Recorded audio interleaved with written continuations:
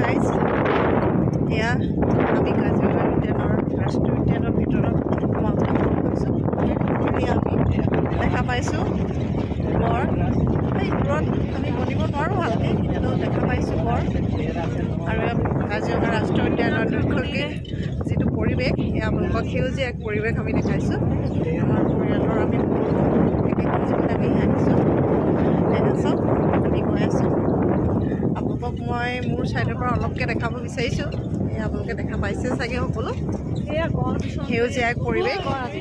আৰু ইয়াৰ আমাৰ আগত গৈ আছে সেই আমি আপোনালোকক কিছু সংখ্যক হৰিণা ওলাইছে দেখা আছোঁ।